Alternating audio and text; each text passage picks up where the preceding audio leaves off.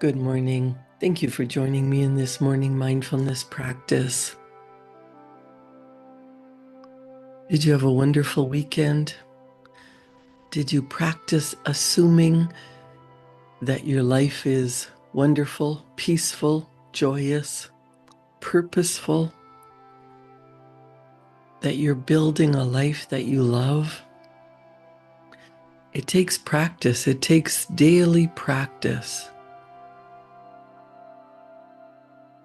I've been reading The Power of Awareness by Neville Goddard. And last week I talked about some of the lessons that I studied with my mentor, Bob Proctor. Bob Proctor would suggest that we start by daily studying chapter 14 in The Power of Awareness, the effortless way, using your mind, using your imagination, using your assumption, just to believe that what you want is coming to you. And the effortless way is about the principle of least action. And the principle of least action governs everything in physics, from the path of a planet to the path of a pulse of light. And that once you assume, least action is the psychological equivalent of mere assumption. You can assume that your thoughts become things. What you wish will manifest into physical reality. But it's not just wishing and hoping. You really have to practice assuming that it's yours, just getting into that state of knowing, that state of being the person who has the goal, the wish fulfilled. And then we studied the power of assumption, that a person's chief delusion is his conviction that there are causes other than his own state of consciousness. All that befalls a man, all that is done by him, all that comes from him happens as a result of his state of consciousness. A man's consciousness is all that he thinks and desires and loves, all that he believes is true and consents to. And that's why a change of consciousness is necessary before you can change your outer world. That's why this is not something that you can do occasionally. You can't just think that everything is going to be wonderful and then go on with your life and wonder why nothing has changed. You have to change your conscious awareness, your state of being. The thoughts that you think, the actions that you take, the feelings that you have, all have to be in alignment with what it is that you truly desire. So let's go on to chapter 12, which is the third chapter that I would study with Bob Proctor. The effortless way, the power of assumption, and subjective control.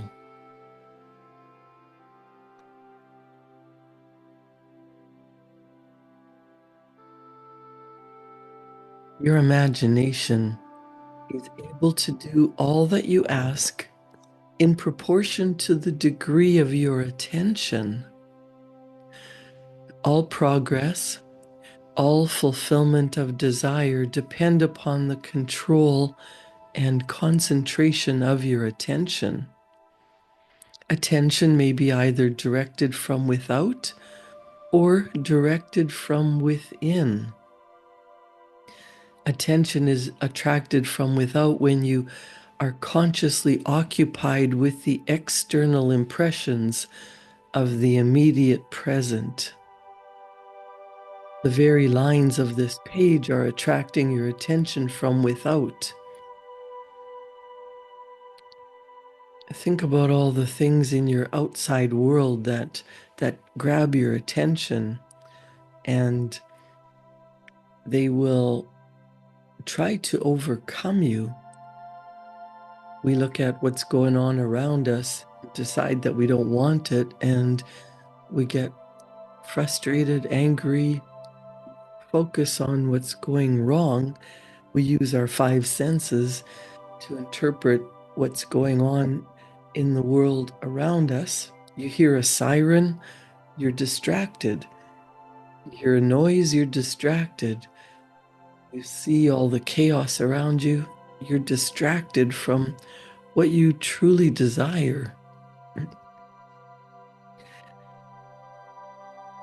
Your attention is directed from within when you deliberately choose what you will be preoccupied with mentally.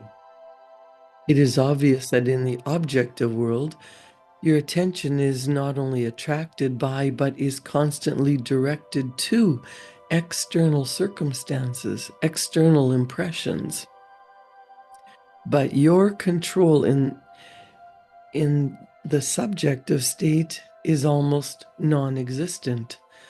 For in this state, attention is usually the servant and not the master, the passenger and not the navigator of your world. There is an enormous difference between attention directed objectively and attention directed subjectively. And the capacity to change your future depends on the latter. I'm going to say that again. There is an enormous difference between attention directed objectively and attention directed subjectively. And the capacity to change your future depends on your ability to direct your attention subjectively. When you are able to control the movements of your attention in the subjective world, you can modify or alter your life as you please. Neville Goddard says, but this control cannot be achieved if you allow your attention to be attracted constantly from without.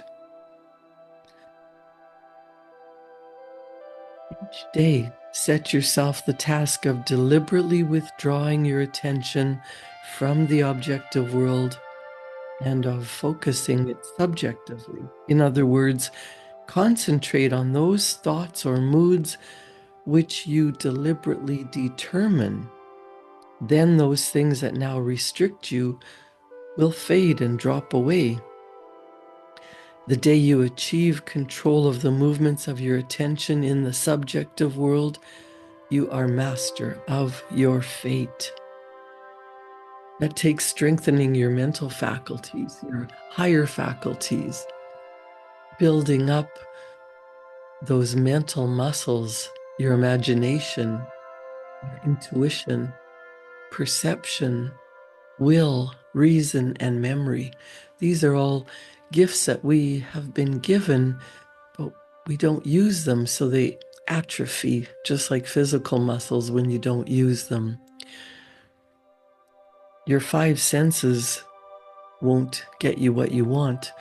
What you interpret from the outside world, the objective world, what you take in with your five senses, what you see, hear, smell, taste, and touch, those are thoughts that have already turned to things. Those are ideas that have already been objectified. That is the world as it is. But when you want something different, you have to become preoccupied by your desire, by your goal, by the wish fulfilled. You have to direct your attention from within, focusing on building your mental muscles, building that goal in your beautiful mind to overcome The paradigms, which are the multitude of habits of the way you think, feel, act. Paradigms are the way we automatically live life. And you're not going to achieve the vision of your future by looking at the present and the past. You have to direct your attention from within. That takes practice. That takes quieting your mind. That takes spending time focusing on your breath, getting into a calm state of being, getting relaxed, and building the picture of what you want, focusing on it. Getting into the frequency of the feeling of what it's like to already have your goal, to be living the way you want to be living. You have to make your mind greater than the environment.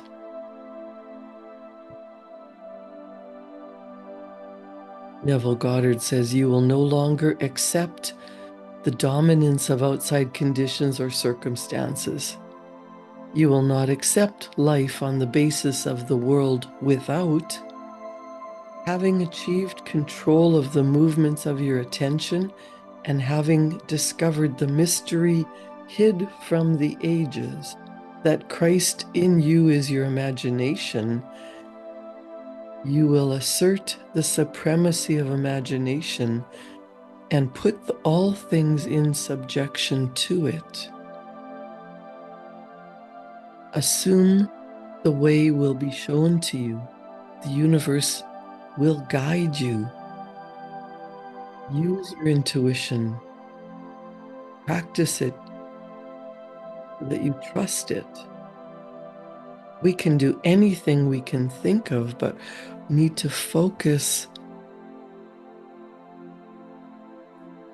our attention on not only the picture of what we want, but how it feels to be living that, what actions we'll be taking, who are we surrounded by, what is your ideal mood, experience, what does your ideal day look like? Of course, things are going to happen. Life is going to take you off course. Life is going to give you some blows, maybe knock you down once in a while, but those are the things that strengthen your resolve. How badly do you want to be living your ideal life? You don't have to listen to other people's opinions. The strength comes from within. The strength comes from focusing your attention on your goal and trusting that the universe, your higher self, source energy, God, will deliver it when you're ready, when you are a cooperative component. You have to get on the frequency of your goal. Change where you focus your mind, where you focus your attention. The subjective mind cannot originate ideas. It only follows the orders of the conscious mind. And your conscious mind is only 2, 3, 5% of who you are. There is a law of assumption. Get clear on what you want. See it enough in your imagination, and you will see it in your reality. The thing that is accepted as true is certain to happen. You don't need the proof now. You just need to practice being in that state of being. Most people live like a cork in the ocean, bobbing all over, going to whatever thing is next to be done. It takes discipline to practice being in the state of mind, in your imagination, visualizing how you want to be living, being preoccupied by your goal.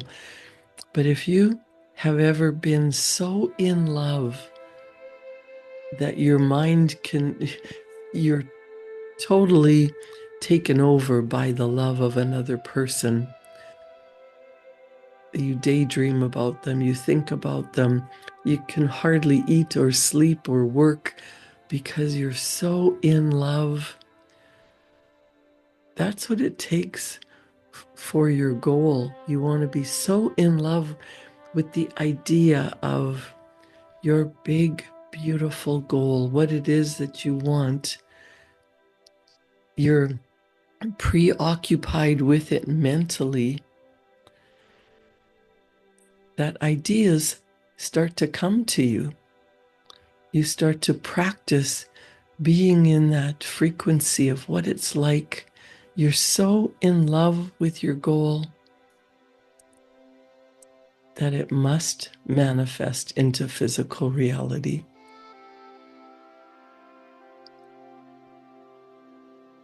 Where are you focusing your mind? Let's take a deep breath in and bring to your conscious awareness a picture of life as you want to live it. How in love, how respected, how peaceful, how purposeful, how well, how healthy you are.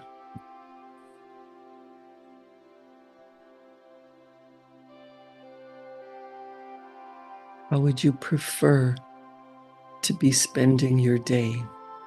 I'm not talking about spending a week on a beach enjoying a holiday. I'm talking about day to day, feeling grateful, feeling happy, being joyful, serving others with a joyful heart, filled with gratitude for life.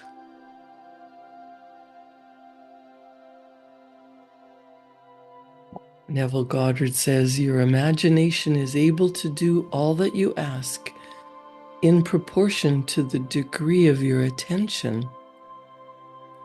Take a deep breath in and relax and bring to your creative mind a picture of what you truly desire. We want something because of how we believe it will make us feel. You might think you'll be happier with certain physical things, more money in the bank, a nicer house, a better car. But ultimately, what do you truly desire? To feel fulfilled, to serve others with a joyful heart, to live a purposeful life.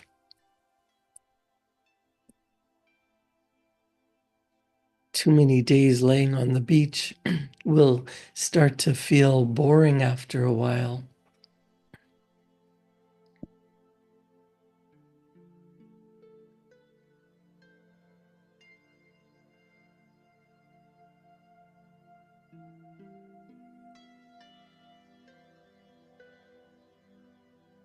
What makes you happy?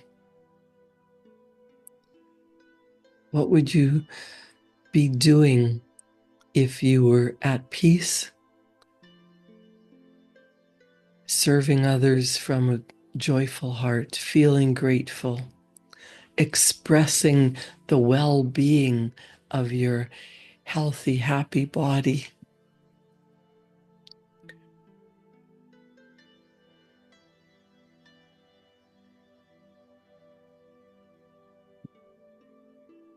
The effortless way to attain your goal appears, it's revealed.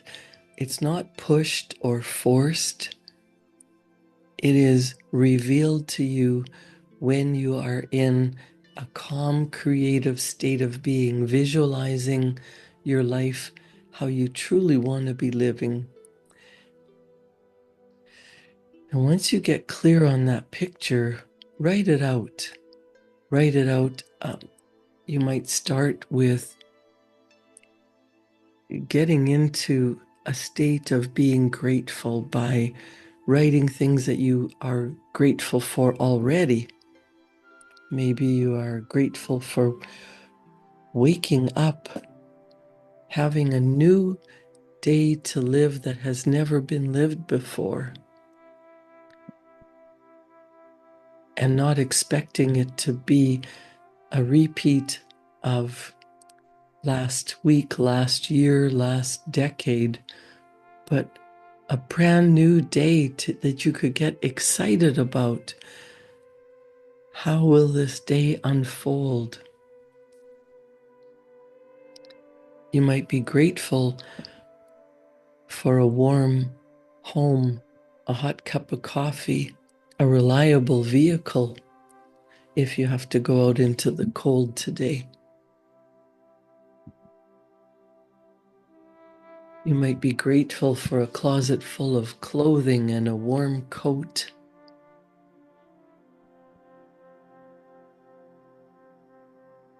You might be grateful for your five senses.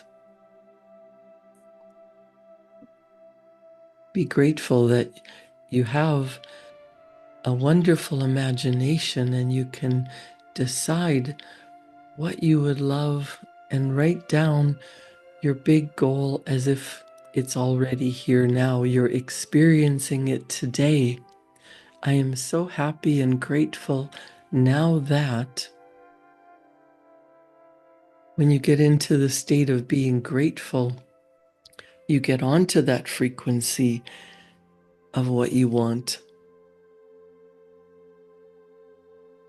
And when you're on the frequency of the energy of what it would be like to truly live your goal, you get whispers from the universe, you get impulses. Your higher self, source energy, God, will give you direction. It might be a little hint. It's not going to be gigantic fanfare. Do this with neon lights flashing. It's going to be an impulse, an idea, a thought. Don't be scared to take action. Doing something different is what will change the course of your life. As you're writing down what you want, feeling grateful for what you have and what you want that's on its way, write down any ideas, any thoughts, any hints or impulses that come to you. I'll give you a couple of minutes to do that while you're in a quiet, calm state of being. Write what you truly desire and how you will feel now that you know it's yours. And I'll be back.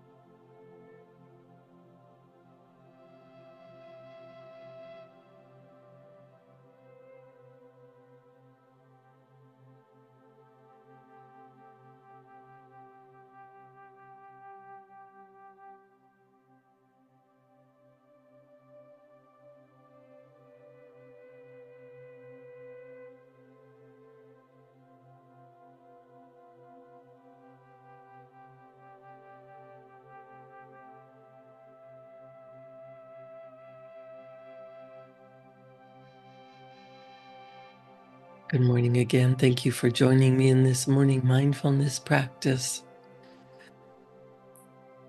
As you write your goal in the present tense, as you start thinking about what do you really, really want, and allow yourself to open up, to get quiet, to meditate, you will no longer accept the dominance of outside conditions or circumstances.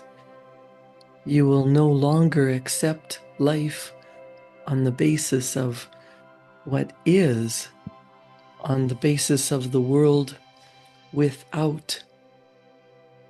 Using your imagination and being preoccupied by your goal, getting in touch with your higher faculties, developing your imagination, your intuition, your will, memory, reason, and perception. Developing your imagination, directing your thoughts from within, from the feeling of the wish fulfilled. Focusing on gratitude, building the picture of what you desire, and staying in that feeling, that state of being.